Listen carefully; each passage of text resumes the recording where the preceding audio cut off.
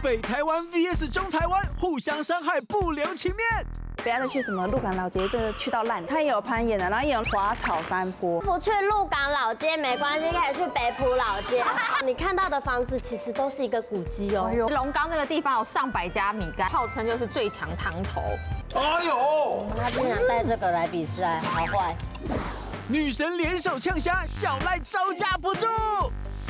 中台湾的景点多半是大自然形成的，对。那北台湾就是你知道，必须要桃园有蝙蝠洞啊。你没有介绍吗？跟这个去完之后，你脚都是泥巴，要冲哦。对，不是你们为什么可以放音乐加分？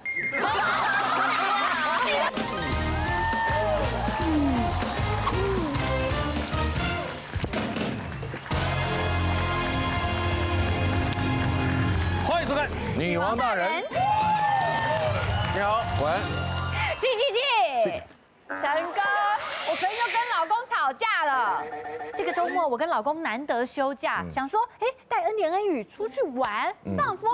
我老公就问我说要去哪，我就提议老公去北海岸走走。像我上次跟一正跟那些花甲大人去，超好玩。花甲大人，先去金瓜石体验淘金，玩完再去金山老街吃麻辣螃蟹粥、芋圆，一整天有吃有玩，多棒的行程啊！听起来不错。结果老公竟然说，这些地方都去过几百次了，早就玩腻了啦。难得休假，要不要去中台湾玩？台中就不错啊，你说说看，北台湾还是中台湾，哪边比较好玩？这个不必问我。今天请到4位来宾呢，他们就是要来推荐他们家乡好吃好玩的好去处。说不定听完他们的介绍以后，你就知道该怎么安排啦。好，好不好？来，欢迎他们出场。来，首先欢迎李烨，来自桃园的，来自彰化的小慧。好，来自新竹的李子玲玲玲，来自台中的小赖。来了，还有欢迎我们的旅游达人涂杰，欢迎大家。欢迎。今天有达人在啊。怎么样叫做旅游达人？这4个字不能随便自己说的。对，因为其实今天大家很多都已经走遍台湾了嘛，但我真的是用走的。我之前呢有去徒步环岛。你徒步环岛？对，用走的走台湾1圈这样。怎么走？你说说看。我从台北车站开始，然后一路就用。几个人？我跟我的前男友，也是我现在的老公。哦，吓我一跳。吓死我们了！对，因为我们那个时候就想说，走1圈，如果真的没有吵到分手的话，那不然就直接走回来到台北，就走去户政事务所结婚。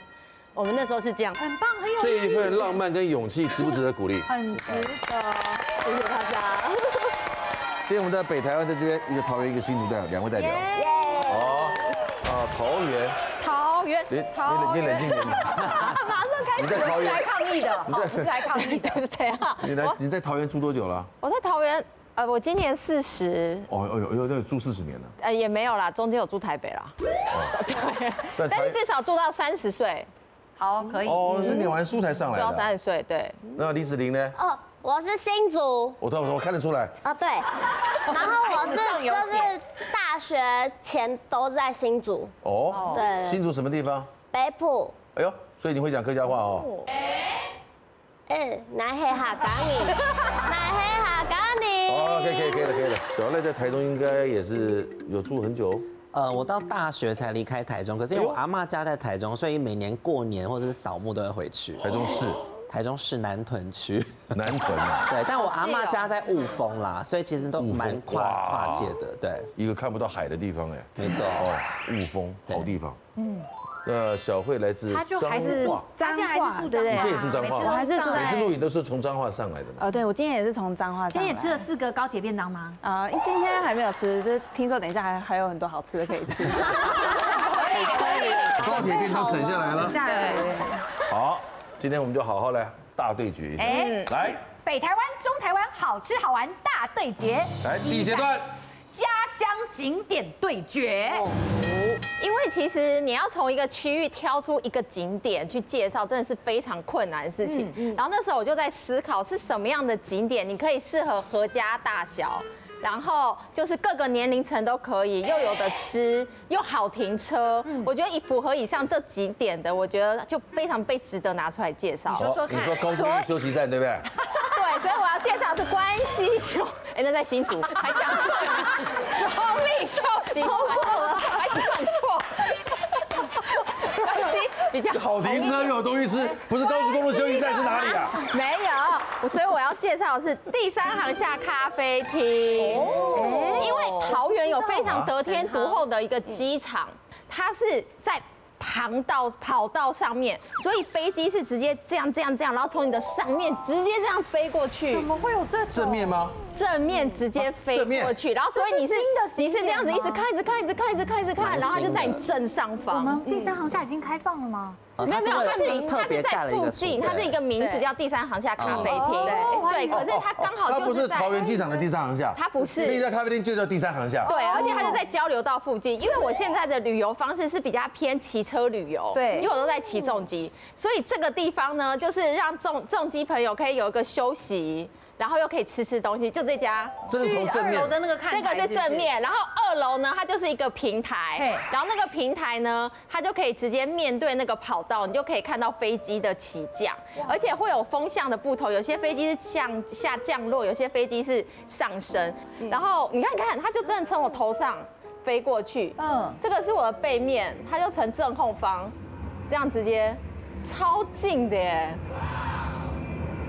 哎，真的，好像我们去那个，这是起飞还是降落？这个是起飞，好像是我们在那个滨江街那边，或者在新生公园那边直接看那个，它就在你头上这样过去。对，它是直接，然后你坐在那边，然后它也有面对跑道的一个座位，可是那个地方要抢，你知道，所以我就没抢到，因为后面就是人。其实算是蛮新的，而且它外面的话是一个小希腊的一种蓝白风格。我会推荐大家就是可以先到2楼的里面的地方先占一个位置，然后等到差不多时间的时候，有飞机起降就出来。对，因为像我上次的话，它这里就是很夯的亲子嘛，所以就会妈妈就是带着小孩在里面先躲太阳，然后喝杯咖啡很优雅，再赶快出去。而且里面他们其实有蛮多飞机的模型可以看，所以如果真的是飞机迷的话，我觉得在那边会拍到很多很特别的模型。那我觉得夯到一个什么程度？他以前的时候礼拜2是有公休的，而且他从下午才开始。对，他现在变成是早上10点钟就开到晚上。吃早午餐？对，你从早上到晚上的飞机都可以看得到，然后白天晚上看飞机起降的感觉不一样。感觉不一样，对。然后礼拜1到礼拜天全年无休，所以大家任何时间现在看到节目马上明天就可以。因为他假日一位难求，所以他把时间延长。对，因为太夯了。那会不会因为这样子，所以附近开始也搞了一些类似的餐厅？其实附近蛮多的，可是因为它这个位置就真的比较得天独厚，因为其他可能是看侧面，或是像我们会骑到山上，然后可能你就是看的是不同角度的飞机，但它这个是直接从你头上飞过，又很近，因为这个刚起飞而已，所以你就会觉得，连我们大人就是坐飞机坐那么多次了，常常在看飞机的人，你还是会觉得哇，好近吧，就那种感觉，真的很近哦，真的很近，你实际去看，像不像看着摄影棚的天花板一样的感觉？哎，大概就那个真的假的？我觉得真的假的？有些可以到，有些可以到这么近。那等于离我才4层楼左右的高度哎。真的没有很远，对不对？真的没有，其实没有，真的蛮近的。当下看的时候会很震撼。对。哎呦，哎，你是第一个。哎，你们全部讲完之后，我们会说我们最想去谁的那个。好。因为代表综合评比哎。啊，真的。这是团体，其实我觉得新团体很不错啦。这是团体竞赛，对不对？我觉得这样还不错，这是团体竞赛哦。团体哦。好，我们现在心里有个底，好不好？所以我们其实是一组的。对。你们都代表北台湾呢？哦，那关系休息站也真的很不错。飞机看飞机好棒哎。这边谁先？这边派谁先啊？小赖第一次来节目。让小赖看一下小慧的表现。你想让我先讲是不是？当场去我先讲。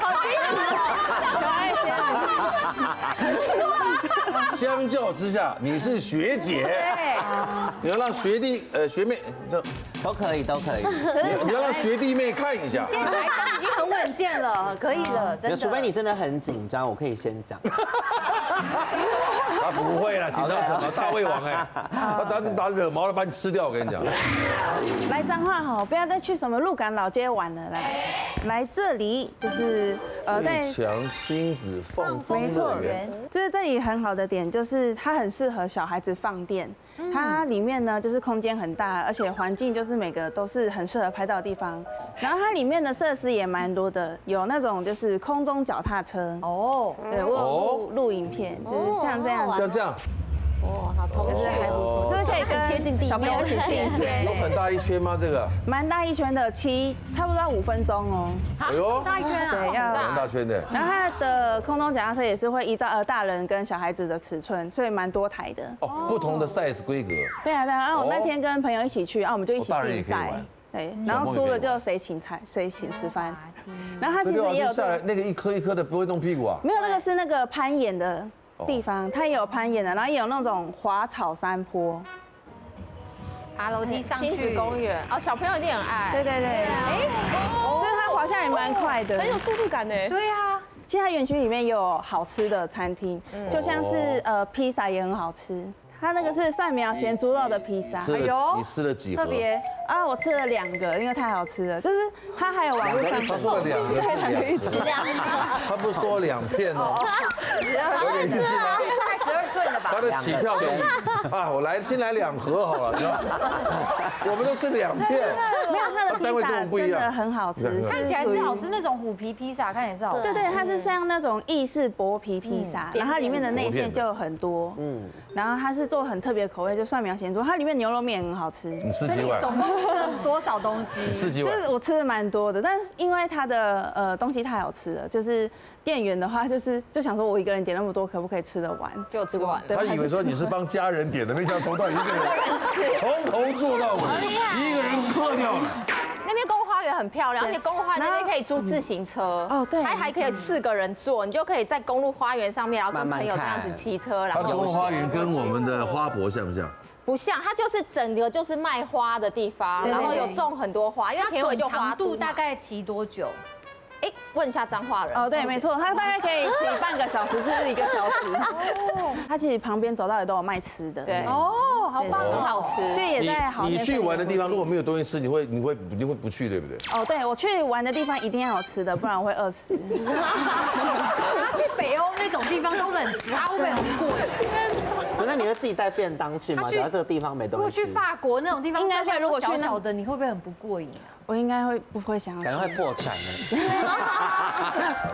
瑞士，你出国旅游有特别要是找吃的去玩这样子，万一他东西没吃，你就不去了，对不对？对啊，像那时候去日本的时候，我都是选那种就是可以吃到饱的，要么就喝到饱的。我觉得对我来说比较划算，因为如果说单点的话，真的美合。对啊，对啊，美合哦，那些老板看到你，他们也觉得美合。不是每个客人都像我这么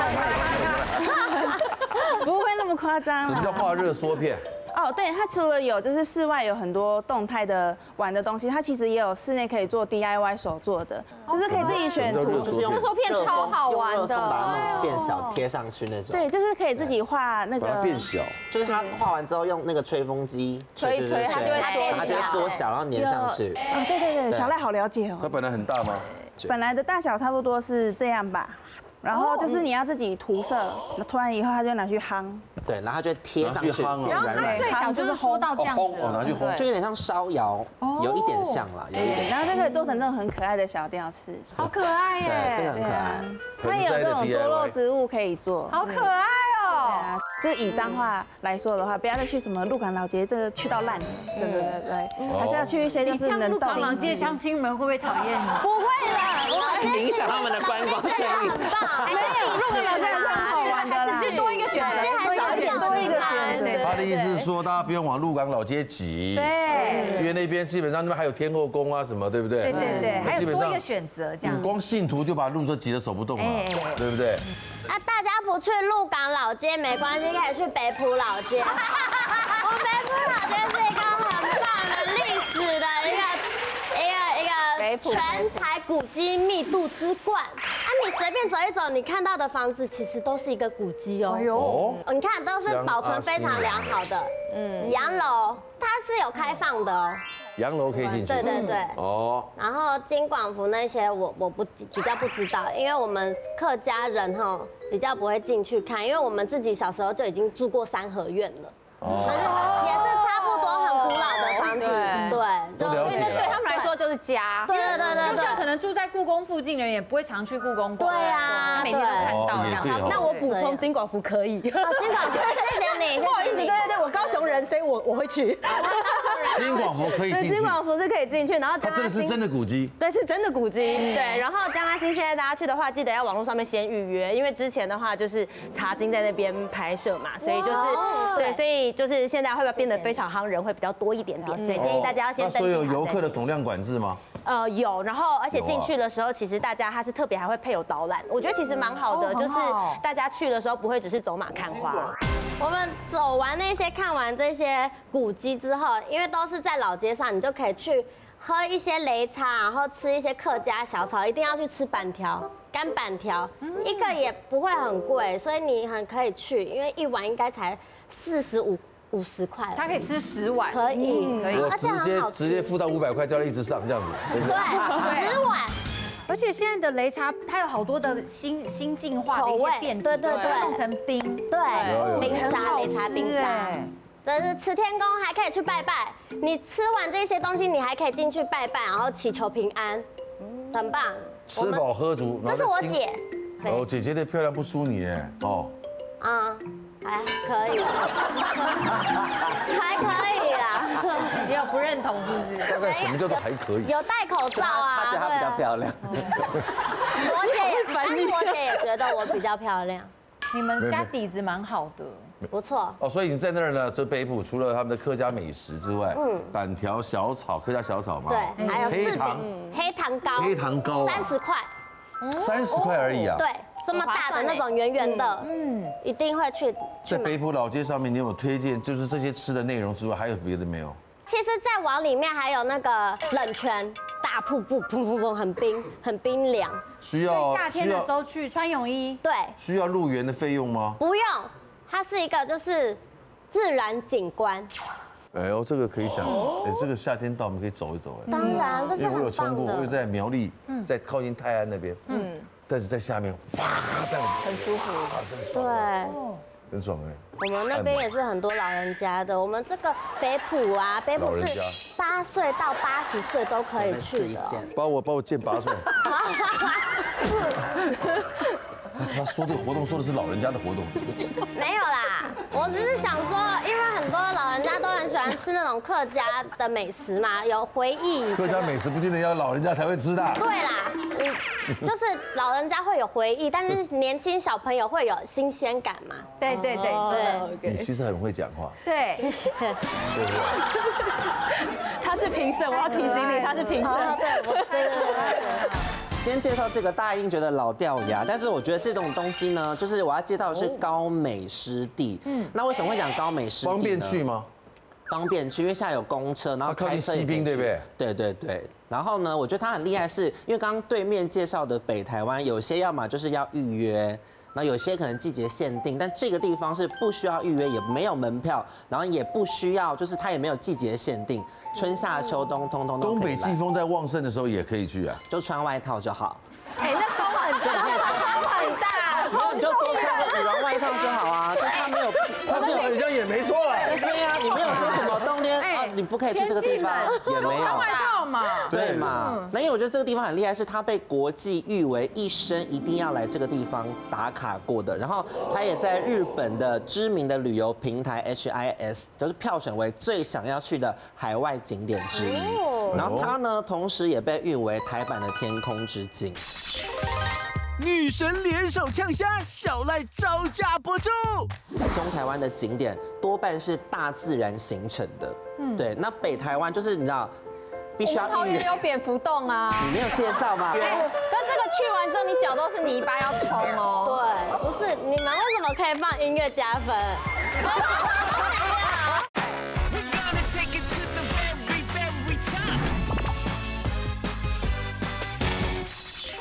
被誉为台版的天空之镜。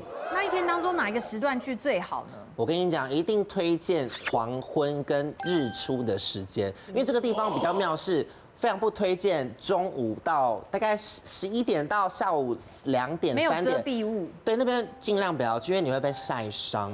5、6点那边是最漂亮，因为非常多摄影师会去那边捕捉天空的漂亮。然后它寓教于乐的原因是因为，其实它沿路，因为它生态保育的很好，所以小朋友如果对这个天空没有任何的情绪的话，他可以在地上看到一些招潮蟹跟弹涂鱼。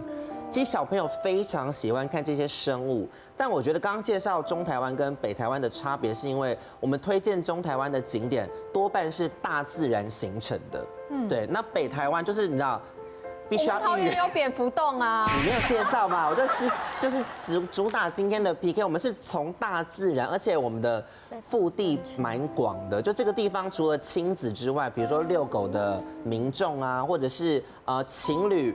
我跟你讲，情侣暧昧来这边告白必中，真的必中。就这边没有限制说可能朋友也适合来，家庭也适合来。你先暂停一下啊。你说。等一下，但是我也想暂停一下。你先回答我一下。不是，等一下，在这么优美的环境告白，为什么老派？不是，你们为什么可以放音乐加分？我刚刚其实一直都觉得怎么会这样？没有，等一下我先跟你讲，因为我这个是你介绍老街只能放尿的音乐。阿秀老师，这种啊。阿秀老师，你是不是中部人，对不对？没有，我有加钱给老师了，帮我衬一点背景乐。我觉得他讲蛮好，因为我有被影响。我觉得他买一个经典，我一开始想说高美湿地，对，我想说高美湿地 ，come on， 你拿出来比，结果他讲的时候，我就觉得说天哪，这么有趣，而且我刚刚眼睛真的放松，看那个云有没有在动，哎，都被那个影响了。都是音乐，如果那音乐没有，我都会这样。对啊，就还好。对，音乐没有，那你们没有风情素养。抗议有效。没有，你知道刚刚那个高美湿地那个景多像那个日剧。那个老师，那个二胡那个音乐准备一下，然后我们再从刚刚这个照片再看一下。来，我们介绍的是高美湿地，来照片。湿地。OK， 你看这个高美湿地，哇，非常的悠长。没有，你看搭配这个音乐，你觉得这个天空无限的延伸，有没有感觉？等一下也合理耶。你站在这边完全觉得天哪，我跨越时空哎。没有搭配什么音乐，我就用不同的说辞讲到。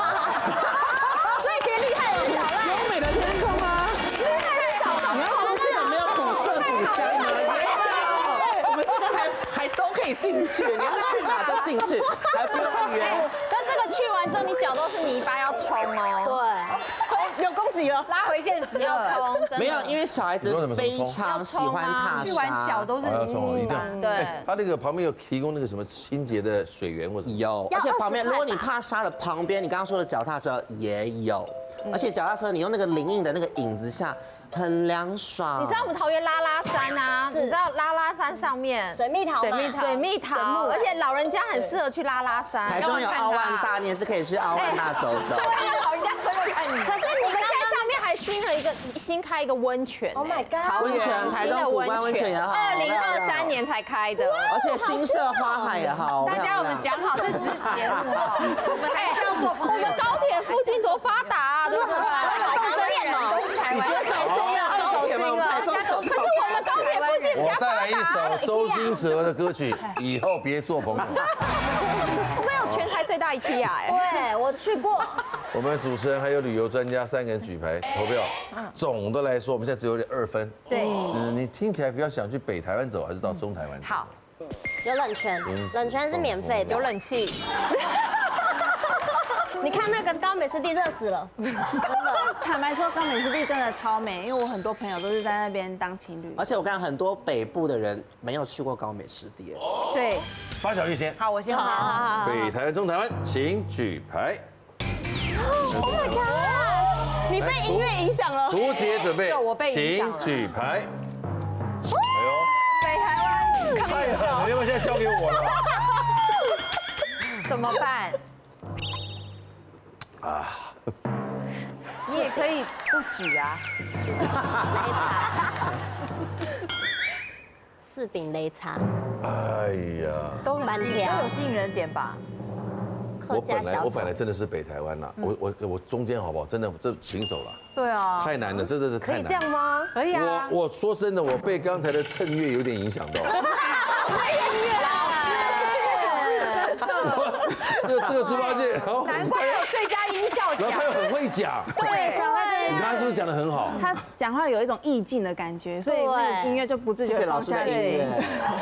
我其实刚刚也挣扎了很久，因为两边都有亲子景点，但是我听小慧在分享的时候，我会觉得比较有画面，就是我可以想象我带我孩子去的时候，他会体验到的东西。他俩孩子还小哦。然后因为高美湿地我也没去过，所以小赖真的讲得太好了，所以我也想去。先给自己鼓励一下，好不好？你们真的介绍得很好啊。图姐再帮我们补充一下北台湾跟中台湾还有什么漏掉的？好，我上个礼拜才刚去一个彰化的新的蛮夯的景点，叫做庆安水道。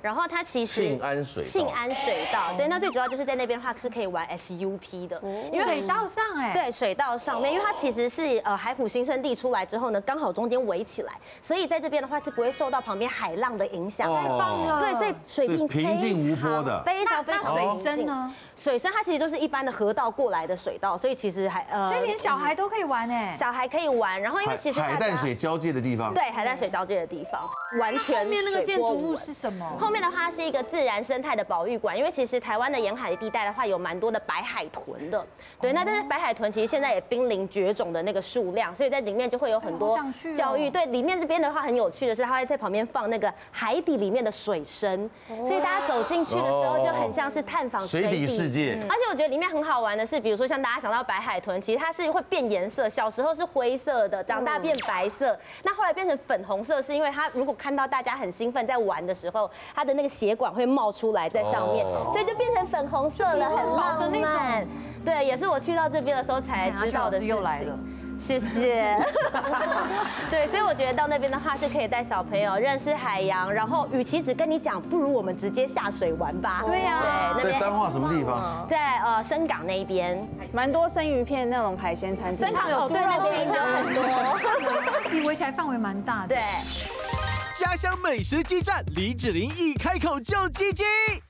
百年老店，百年，对，我今天带的是番薯饼跟芋头饼，不像那个太阳饼吃起来干干，你看它里面有没有？不要，我们不要得罪哦，对，太阳饼，我本身也超爱吃太阳饼。来不及。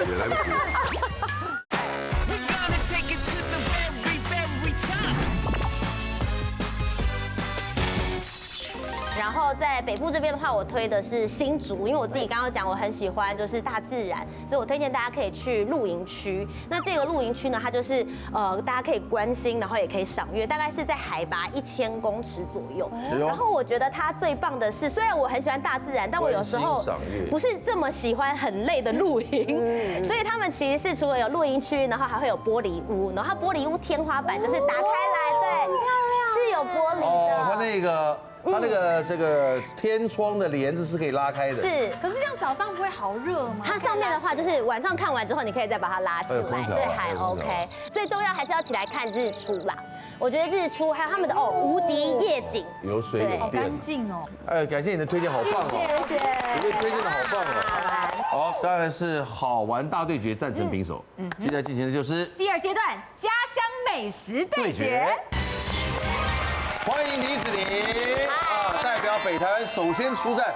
没错，来，今天要介绍的是这个在北埔老街开了那个百年老店。百年，对，它是那个龙源饼行。哎，你就要小心啊，因为有些地方说，哎，我们这是百年老店，今年是第2年。因为祖传3代，目前它真的传了5代了。哦，5代有对，然后它很特别，它是那个你只要去北埔老街，你都可以带伴手礼回去。像我阿嬷很喜欢吃，所以我只要回北埔，我就会带回台北这个给她吃。哦，对，这么孝顺。我今天带的是番薯饼跟芋头饼。龙源饼行，对，我在这里都闻得到那个面香。番薯饼跟芋头饼，它其实拿去烤会超好超起来，外面会酥酥的。烤热一下是吧？没错，它就不像那个太阳饼吃起来干干，你看它里面有没有？不要，我们不要得罪。哦，对，太阳饼，我本身也超爱吃太阳饼。来不及了。我是讲真的，我也超爱吃太阳饼，但是番薯饼他们的口感不太一样，对，不太一样，也很好吃。而且这个最重要，它是我的国小同学开的，所以买回家稍微烤一下，复热一下就很厉害了。非常棒，用烤的，然后它外面这个又会变得更酥脆。那我们应该先吃芋头，还先吃番薯？哪一个番薯味道比较重的就放后面？想要吃番薯，芋头啦，我想吃芋头，我比较喜欢吃芋头。先吃芋头，好吃的不放压轴啊。我现在就想吃。赞，任性。好好吃哦。它没有很香哎。对。通常豆饼碰到口水都会变比较黏一点，但这个不会。而且它也不会很干的，我觉得它算比较湿润的传统饼。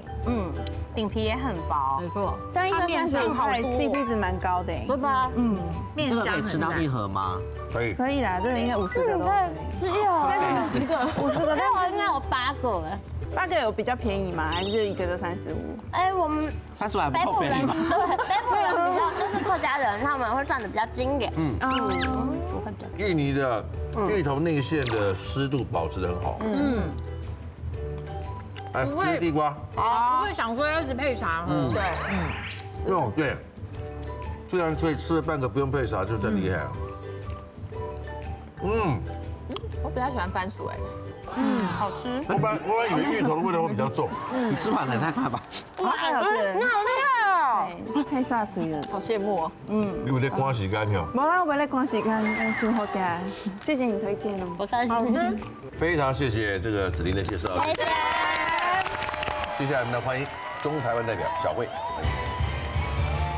哎呦，小慧介绍的来自彰化中部中台湾的美食。没错你介绍的是什么？因为像我们园林就是有很多小吃，然后就是小吃文明。哪一个县市都有小吃，只是每个地方特色不同。没有，我跟你说，我们的小吃真的超级无敌厉害。然后今天要介绍的这一间呢，就是它其实在园林开了，就是有20多年了。然后我跟这一家呢也有关系，因为我高中3年就在这间打工。我原本想说那时候只是可能你等于短暂。从小吃到大了，而且还帮他工作过。对，就是那时候刚进去打工的时候想说，可能只打个几个月，可它好吃到我高中3年一直留在那边，就是每天都可以水煎包吃到饱。老板没有害怕吗？他没有害怕，他反而觉得能吃就是福，然后会就觉得它特别好吃的原因是因为他们就连那个面团都是一大早就是可能4点多早上现做的，现做现擀，然后就连那个料也都是当天现用的。是老面高丽菜，老面。然后它的高丽菜跟猪肉啊，还有很多料都是从菜市场直接当天买回来直接做的。温体的，没错，因为隔壁就是菜市场，它就哇，太在棒，那绝对好的。华城菜市场的就是前面的路口那边而已。华城菜市场，你讲的很像我应该知道一样。华城菜市场嘛，它旁边这边呢，然后这边。在市场旁边。对，华城，所以它叫华城水煎包。对，它很大颗，而且它也是铜板价 ，CP 值很高。水煎包1颗才20块，等一下，水煎包是谁？水煎包是他吗？还是这都是水煎包？这个是猪肉，那是猪肉的馅饼。猪肉馅饼。然后有菜的就是水煎包，猪肉馅饼那么大颗也才40块钱而已。对，大家赶快来品尝吧。各位请注意，扎实。我们要先吃水煎包还是吃馅饼？应该要先吃水煎包，因为猪肉馅饼的话味道比较重一点。好吃吧？有那种古早味的感觉。我们刚刚吃的嘴的那个甜的，然后打开一点食欲，然后直接吃咸的。然后它里面就是还有再加一点冬粉去吸那个里面的汤汁，然后里面的有一点那个猪肉燥也是老板娘当天就是在后面那个厨房大店类茶，吃起来不油哎，对吧？好清甜哦，而且好喜欢它的胡椒完全不油。它的胡椒香很香。然后就是如果爱吃辣的朋友们，就是可以在里面加点甜辣椒或是辣酱，很棒吧？猪肉馅饼也很强哦，可以吃吃看。那我好爱猪肉馅饼，真的很厚，它给的肉很扎实哎。一般馅饼是那种硬的酥饼，对，对不对？它这个煎的焦焦的，它不是啊，它是煎饼。而且它猪肉甜味是真的吃得到的耶。对，还有个姜的那个味道。你吃出来了，老板都会加一点姜汁。老板，对不起，我把你的秘方姜汁。你想在这边打工3年。桃园最强米干，大胃王1秒完食。龙岗那个地方有上百家米干，然后号称就是最强汤头，然后还有另外是炸豌豆片，好吃哎。我每次吃完我就一定要点这个当甜点吃，然后或是外带回家。小慧，你可不可以慢一点？小慧，你又吃完了。没有啦，小慧这边的不能吃哦，因为我们还没拍哦。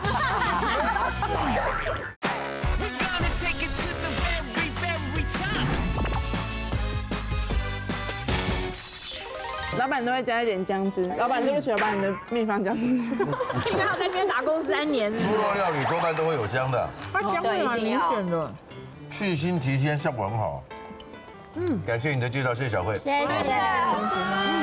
第一阶段北台湾跟南台湾，北台湾跟中台湾都介绍完了。第二阶段进入第二阶段的好戏，我会越来越为难哦。我们先欢迎来自北荷兰代表李毅。李毅要介绍的这个是什么？米干，因为全台呢只有龙岗、桃园龙岗这个地方有米干，所以其实你跟很多其他人讲，他们可能都没有听过。但是什么叫米干呢？它其实跟板条有一点点像，板条。对，但它比较薄一点点。那它是吃干的还是吃汤的？它是吃汤的，然后一定要加哨子。那其实龙岗这个地方有上百家米干，然后每一家都不一样。然后我的口味就从小到大都会变得不一样。真的像板条。对，很像板条。细一点，对吧？真的它像板条。有点像那个越南河粉呢。也有一点点像。越南河粉更细更薄，不一样。哦。哎，它这是有厚度的，是有一点点跟板条真的很像。来，各位请出列。哎呦，哇塞！这是只有中立才有的。对，龙岗这个地方，而且米干哦，这个东西现在也被大力推广，它现在每年都有米干节。哦，对，每年4月份的时候。对，像我记得现在好像是4月19就开始了。味道很够哎。那一定要有的配料是什么？一定要有的配料，因为米干你去点的话，他会问你要综合还是加猪肝、加肉片或者是加蛋。然后综合就是3个都有。然后蛋你可以选择蛋花或是蛋包，通常我是点蛋包，因为蛋包的话，你可以把蛋黄戳破，然后拿那个黄流到汤里面吃。哎，它胡椒香很香。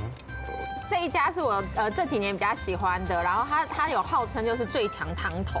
那如果我要再进阶，我是要配泡菜还是加那油锅辣？没有，我跟你讲，吃米干很特别，是吃米干一定会配泡菜。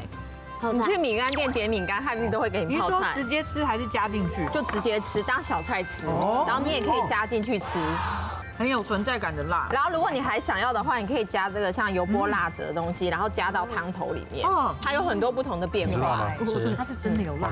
对。那我们眼前这一盘呢？这个是炸豌豆片，因为它有豌豆粉，然后豌豆粉是绿色的，然后我们就会配着吃，因为凉凉的夏天很开胃。然后还有另外是炸豌豆片。没什么意外的话，可能是猪油炸的。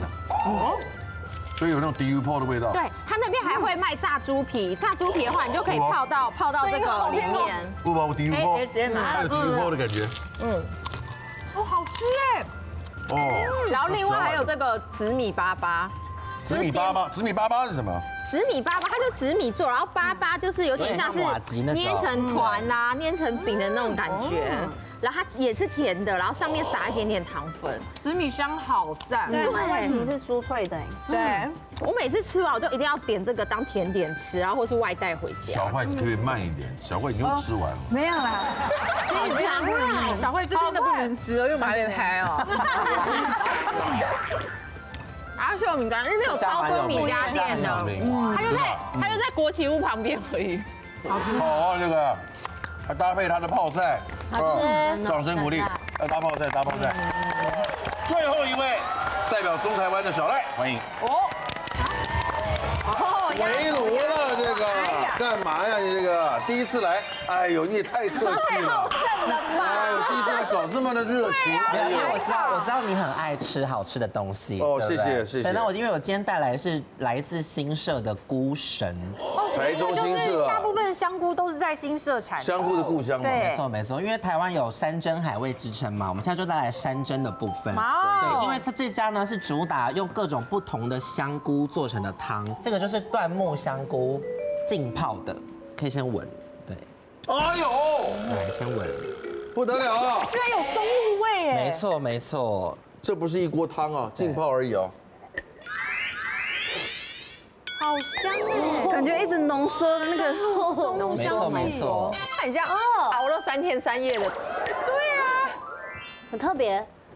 精华哦，有没有松露香气？有很明显呢。它长得跟花菇一样哎。很像。非常的香。然后因为他们店有其他不同的口味，那今天我是带来剥皮辣椒鹿茸菇锅。然后因为他们家是得过蛮多米其林跟必比登的推荐，虽然他们在偏半山上，但他们很好停车，新社有海拔的，对，而且也有就是它宠物友善啦，就你可以带宠物去吃。在吃的时候呢，你可以看到外面的风景，其实非常漂亮，但就是假日稍微难定位一点点，就是尽量平日可以去。亲爱的朋友们，来吧，就近闻一下这个菇的味道。就让我建议大家先闻再喝进去。我们先不要烫任何东西，我就添个汤给大家，一人尝一口，好不好？而且它每个香菇的味道是完全不打架的，好浓然后通常你点这个就会配卤肉饭，来，没想到剥皮辣椒可以跟菇类这么搭哎。很搭，而且非常的，因为它的剥皮辣椒不会非常的辣，对，感觉口腔里面有百菇园。它看起来轻轻的，可是喝起来很浓郁。它的菇的鲜甜全部融合在这个汤里面。哦，它卤肉饭里面有菇哎吃一。口的话，一个挖出来，其他全部给那个，因为小胃不够。哦，没有，好，那我来帮大家，要不要帮大家？大家都好怕我吃不饱，一直第五。这锅很大，这锅很大，你慢慢吃。其实不额外点肉，你光吃这个也会饱哎。对，其实这个锅大概三四个人吃其实都 OK。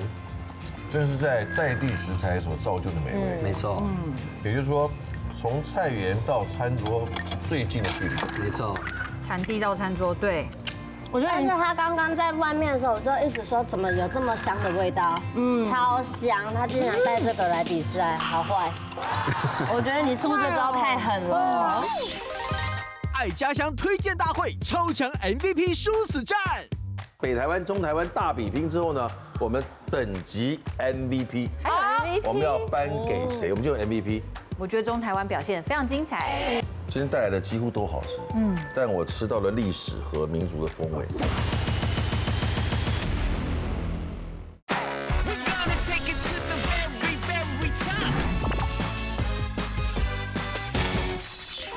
超香。他竟然带这个来比赛，好坏。我觉得你出这招太狠了。因为老板今天特别，其实我没有特别跟老板说要上来，但因为他想给大家吃到最直接、最新鲜的美味，所以这个就是刚刚在外面现煮的，好好吃哦。仿佛带大家去一趟新社。带老板来真的掌声鼓励，谢谢。很好。现在我们即将做一个非常非常困难的决定。我们和旅游达人涂杰，然后我跟巴玉，我们3个人，我们首先针对北台湾跟中台湾所提供出来的内容，我们得进行投票。来，各位请回座。好，现在就针对刚才我们所吃到的感受，北台湾跟中台湾在这个部分，总体评分，你认为谁做的比较好？你特别喜欢吃谁的？北或中？涂杰先来，请举牌。我选中台湾。锅真的太强了，这招狠招。中台湾，你看，但因为这样子，然后把那个他的水煎包也评过去了，是吧？对，水煎包也真的很厉害一块带动了，是吧？对，也真的很厉害，40块能够有这样子的内馅，然后做出不一样的口感，我觉得很厉害。好，来，巴小玉，你给的是中台湾。哎呦，那你为什么给中台湾？整体的薄口感，然后那个在嘴巴里的平衡感，我觉得中台湾表现非常精彩。好，我给的是北台湾。今天带来的几乎都好吃，但我吃到了历史和民族的风味。但是总分恭喜中台湾获胜。恭喜！接下来我们现在呢，准备要讨论出今天呢我们这一集北台湾、中台湾大比拼之后呢，我们本集 MVP， 还有 MVP， 我们要颁给谁？我们就有 MVP。来，朱姐来，这么有荣誉感，来，一起讨论。只能选出一个人。今天这个人的好吃跟好玩综合评比，就针对个人了。好吃跟好玩的综合评比，了解哈？蛮好，好。那我没有意见。蛮无私的，我觉得。 Ladies and gentlemen， 今天我们这本集北台湾 VS 中台湾，好吃好玩大比拼之后，单集 MVP 是谁？有请涂杰公布。掌声恭喜李毅。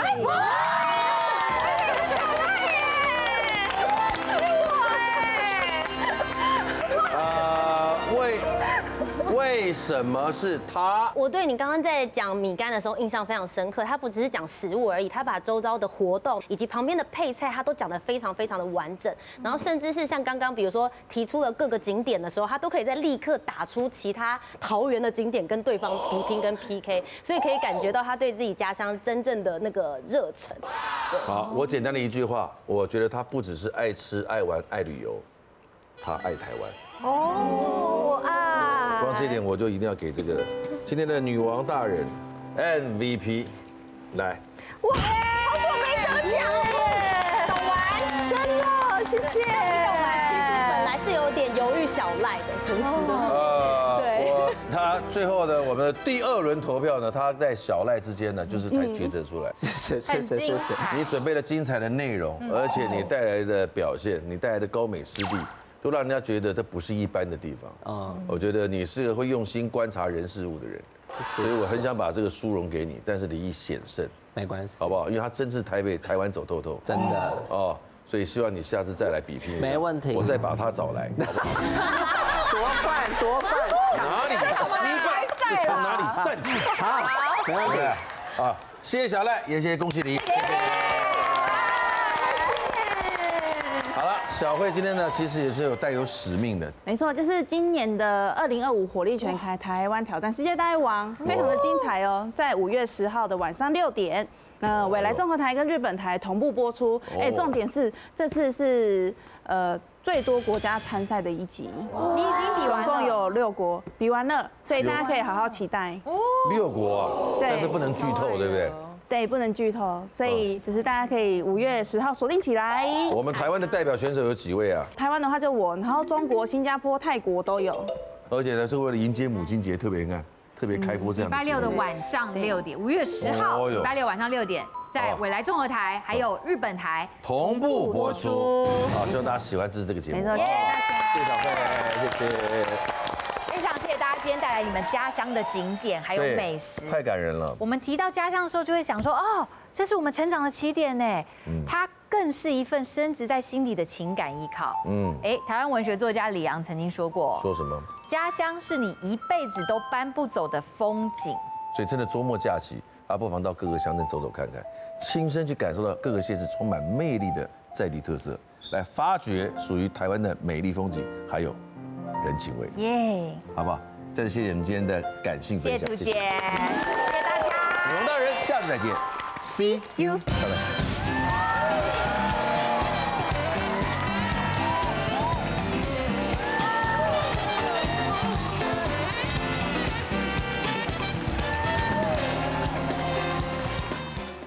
快订阅未来中国台 YouTube 频道，开启小铃铛就可以看到最新的女王大人哦。